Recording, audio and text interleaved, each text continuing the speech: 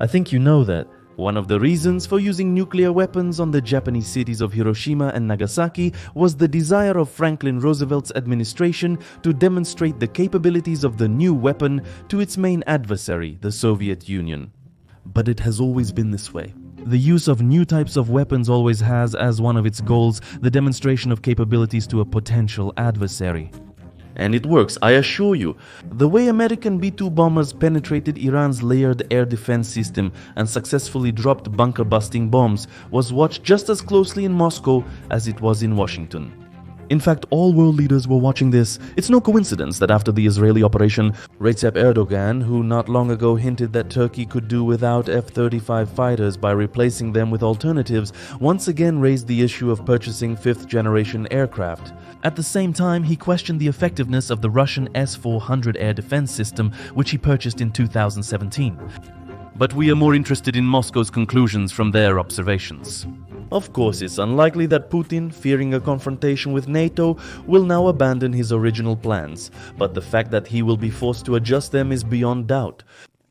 For some reason, Hezbollah and Hamas couldn't hit Israel with drones, even though our specialists, well, not ours, but let's say ours in a figurative sense, tried to train Hezbollah through third parties via Daraa. But for some reason, they just can't do it. They are using drones effectively against Israel. I'll say it again, folks. Drones are an incredible super weapon. Right now, they are the ultimate weapon. In this particular conflict, who told you that you would be able to use drones just as effectively, for example, against the United States Armed Forces? I don't know. Today, I want to talk about how the current stage of the war is perceived from their side, referring to the thoughts of a Russian military instructor, military intelligence officer, and popular Z-blogger with the call sign RAZVEDOS. And we will talk not only about the situation at the front, of course we will discuss that too, but also about more global issues. And as you can see, among the pro-Kremlin opinion leaders, there is an understanding that, despite the seemingly changed strategy of modern warfare, this strategy may turn out to be irrelevant in a war with the United States or with the NATO bloc. Why am I paying attention to this for the second video in a row? The thing is, recent events in the Middle East are forcing Russia to reconsider its military doctrines. After all, as it turned out, it's necessary to modernize air defense systems and fighter aviation, to reconsider priorities in offensive weaponry, and to form new units to cover Russia's western border. It's necessary to conserve long-range strike assets, and all of these are resources that will be diverted from the main front. Simply put, Moscow will have to take the military capabilities of European NATO members more seriously. Of course, you might say that Moscow doesn't have to fear threats from the alliance if it doesn't make the first move, but here's the thing. The confrontation with the North Atlantic Alliance has already begun, and we shouldn't think that a conflict between states necessarily means large-scale ground operations. Now, as you know, on May 15th, Estonia attempted to detain a tanker from Russia's Shadow Fleet, to which the Russian aerospace forces responded by scrambling a fighter jet. On May 18th, Russia detained a Greek tanker after it departed from an Estonian port. But if the naval forces of the Baltic countries are, let's say, limited in their actions, then Sweden, which announced that starting from July 1st, 2025 it will inspect shadow tankers passing through the Baltic Sea, has much more impressive capabilities at sea. If you compare the Swedish Navy and the Russian Baltic Fleet, you can see that their forces are at least equal. In any case, Moscow is taking threats from Stockholm seriously and has already started escorting its sanctioned vessels with Steregushchi-class military corvettes. And in fact, this is quite an explosive situation. Russia, which exports up to 60% of all petroleum products from Baltic ports, cannot afford to lose this crucial logistical route. At the same time, maritime law allows a country to inspect vessels without identification marks in its exclusive economic zone. And here you have a very likely casus belli which could lead to escalation. So whether Russia is preparing to invade one of the NATO countries or not, Moscow will have to divert resources from the main front. And this, let's say, hinders the implementation of the Kremlin's main strategy regarding Ukraine. Today, their goals can only be achieved through decisive offensive actions, thereby driving the enemy into a dead end, if not from a military standpoint, then from a political one. And counting on the fact that, under the influence of its own population's decisions and dissatisfaction, it will agree to sign some kind of peace treaty with us on our terms. Yes, as we have said many times, At this stage, Russia's main strategy is a war of attrition and constant pressure on the Ukrainian front. At the same time, as we mentioned above, with each passing month, the challenges for the Russian Federation are increasing and accordingly, the costs are also growing. And regardless of whether Moscow is planning to invade alliance countries or not, but also the increase in defense spending by NATO members up to 5%, and the demonstration of Western aviation's ability to break through layered air defenses, as was the case in Iran, forces Russia to respond and spread its resources thin. For example, after Finland joined the North Atlantic Alliance, the troops of the St. Petersburg military district were redeployed to Ukraine. That is, just 2 years ago, Moscow did not consider it necessary to keep personnel at the Finnish border. However, today the situation has changed and Russia is deploying new units on the Karelian Isthmus. And it's not like these troops wouldn't be useful for Russia in Ukraine right now, but the decision has been made to keep them at the border with Finland. And considering that this definitely can't be called an invasion force, it can only mean one thing. The Kremlin recognizes the potential dangers of a confrontation with NATO. Just don't write that such a conflict would instantly escalate into a nuclear exchange. The presence of nuclear weapons in Pakistan and India didn't stop them from bombing each other for 4 days. But why am I saying all this? Do you understand? The most important component of Russia's strategy to wear down Ukraine is the absence of upheavals on other fronts. So Russia's plan is to bomb Ukraine, trade the flower of its nation for criminals and wait for Kiev to surrender. However, as we can see from the events in the Baltic Sea, the threats to Moscow are gradually increasing as well. And the longer the war drags on, the more costs there are. Even that same dumb idiot who wants to go all the way to Odessa, he already understands that prolonging this conflict is not in the interests of the Russian Federation, but in the interests of the active West. And in the very near future, we will see a new stage of the Russian-Ukrainian war, which will seriously affect the usual way of life of the Russian population. Certainly, we will soon witness the first strikes on Russian territory by Ukrainian-made ballistic missiles. We have already mentioned that this will inevitably affect air travel in Russia, which will be a disaster for such a huge country. Those same Moscow airports served 75 million passengers in 2024. But many people had questions in the comments under the video where we discussed this topic. But will Russia be able to keep this air hub operating if Ukraine gets ballistic missiles capable of reaching the capital? Will it be able, like with the drone raids, to simply announce a blanket plan? Well, let's break it down. In one of my exclusive videos for Patreon subscribers, YouTube sponsors, and the Telegram channel to be or plus, I explained what it means when Ukrainian monitoring channels report a threat of a ballistic attack. It means that the space-based infrared system early warning satellite group using geosynchronous equatorial orbit sensors has detected the heat signature of a missile engine's plume. This enables missile detection at launch rather than when the radar complex picks it up. This gives the calculations precious minutes and sometimes tens of seconds, which allow the anti-aircraft missile system to be prepared for combat in advance and to hit the target with greater accuracy. Russia's satellite early warning system was previously represented by the Oko system, which began deployment during the Soviet era.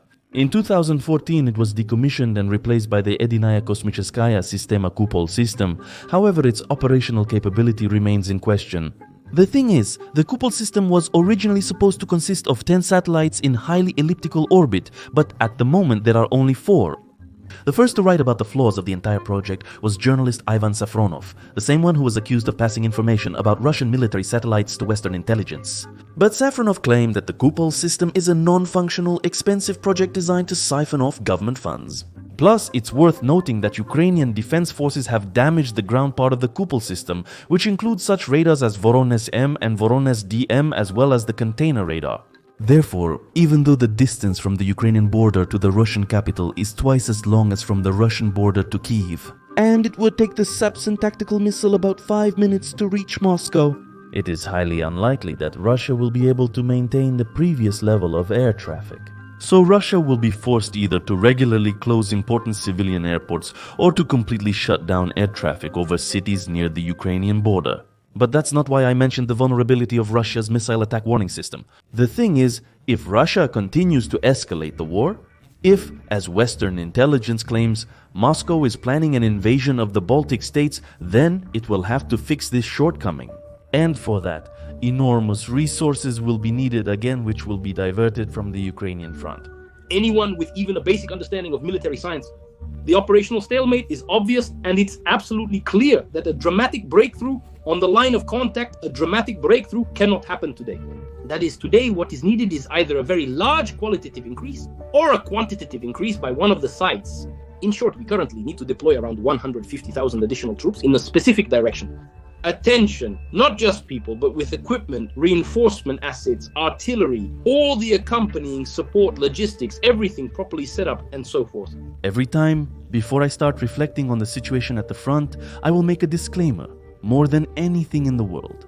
I want this war to end and for the Ukrainian defenders to return home to their families. And when I relay the words of a Z-blogger claiming that the current situation at the front is an operational stalemate, I'm not doing this to make you feel like the Ukrainian armed forces can hold back the occupier for decades. No, my goal is to convey to the audience on the other side of the barricades the words of a person who understands military affairs well. Words that our, let's put it very mildly, counterparts might listen to. Because RAZVEDOS is undoubtedly telling the truth. To achieve a decisive breakthrough, Russia needs both a quantitative and qualitative strengthening of its forces.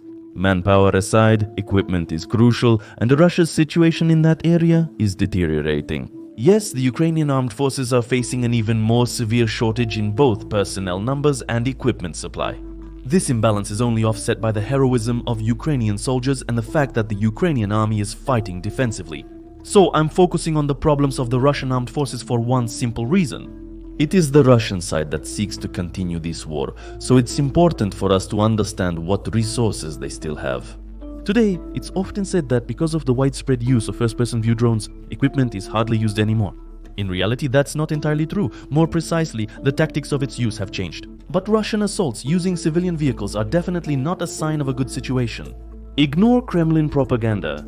Ask any Russian occupier, would they rather storm a tree line with a Zhiguli or an infantry fighting vehicle with added armor and powerful electronic warfare?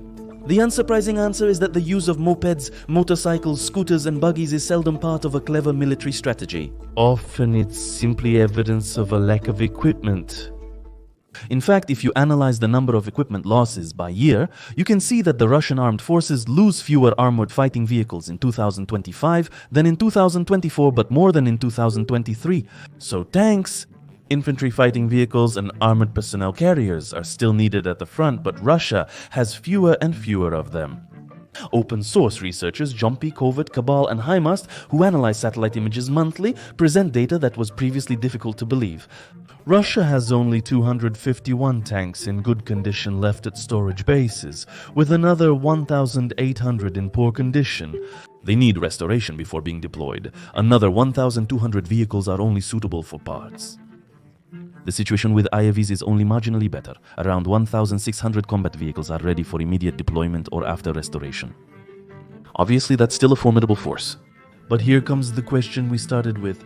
Can Russia, given the growing tensions in other directions, afford to burn through these remaining forces in Ukraine? The answer is no, and here is the evidence.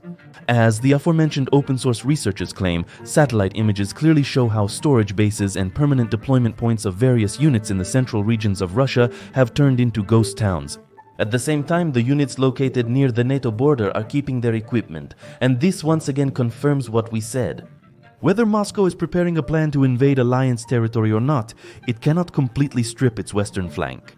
So even the Kremlin regime has a certain red line, a threshold of losing combat capability, which it cannot cross. The enemy has its own line of defense there, so to speak, right? It runs through certain areas of terrain. Here we have our line, our front line, where we are holding. Well, you know, the offensive also starts from a certain area, right? So the enemy is here and we are here. And there is a staging area where the equipment and personnel are located, those who can no longer be on the front line, because they'll get hit by drones right away, instantly, by artillery, by drones. That's why it's kept at a distance, at least somewhere that's hard for drones to reach. Yeah, something like that.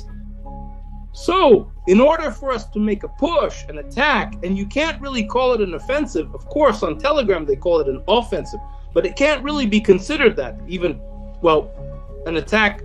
To start, our unit has to move out from the initial area to our forward positions. And from our forward positions, basically, begin the push.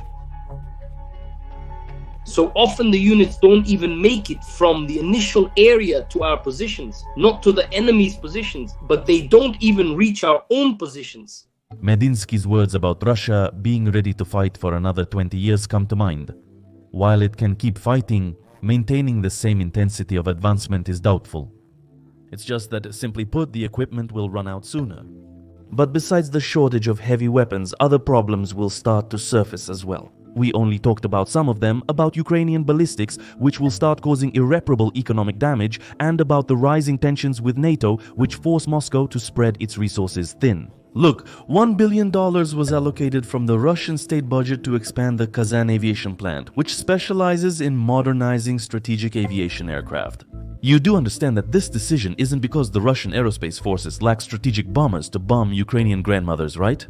No, Moscow is trying to increase the capabilities of its strategic aviation to maintain parity with its main adversary. In short, can the Russian armed forces fight for 20 years? Probably they can, but I think it's foolish not to take into account that during these 2 decades, such cataclysms could occur that would bury the state. In the event of a global war with NATO using only conventional weapons, we would defeat NATO rapidly. We've been fighting with Ukraine for 4 years, 4 fucking years. Do you understand how much has been sent to Ukraine and how many weapons and different types and kinds of weapons everyone has? No. North Korea alone has given us more shells than all of NATO has given to Ukraine. I'll let you in on a secret. North Korea alone has given us more shells than all of NATO has given to Ukraine. Of course, Vladimir Putin, when he announced the so-called special military operation on February 24, 2022, was counting on repeating the American blitzkrieg in Iraq. Massive use of long-range weapons against the enemy's air defense systems, a rapid breakthrough to the capital with tank columns. Essentially, this was supposed to be an operation called Ukrainian Freedom, analogous to the American Iraqi Freedom. However, the Kremlin dictator miscalculated, not only because Ukrainians proved to be a much more resilient and motivated opponent than Saddam Hussein's troops. The main mistake he made was unleashing a large-scale war right on his own borders, hoping that he could bomb, destroy and annihilate, and in response people would simply bow obediently and wait for the next strike. Is this the result of professional deformation after 25 years of servility? I don't know. I only know one thing. This will not end well for Russia. To liberate territory or to wipe out cities? Suddenly, that's the question. It's a pretty simple question, you see. But the answer to it has probably left you stumped right now. You say the goal is to liberate, but is it really liberation if cities are destroyed in the process? What's the purpose of such liberation? And why? And do the people whose cities we are destroying even need us? Why would they need us if we're destroying their cities? Do you know what the sunk cost fallacy is? It's a cognitive bias where a person who has invested time, effort or money into a project keeps working on it despite its obvious unprofitability. Guided by the thought, I've already invested so much, I can't give up now. This mindset prevents making a rational decision and reallocating resources to more promising areas. Currently, the majority of Russian citizens are experiencing this type of cognitive bias. For Russians, the war in Ukraine has long been lost, and the longer they demand its continuation, the more losses they will suffer. And you could say, serves them right. You could, if the bloodthirstiness of Putin's electorate didn't extend beyond the borders of Russia.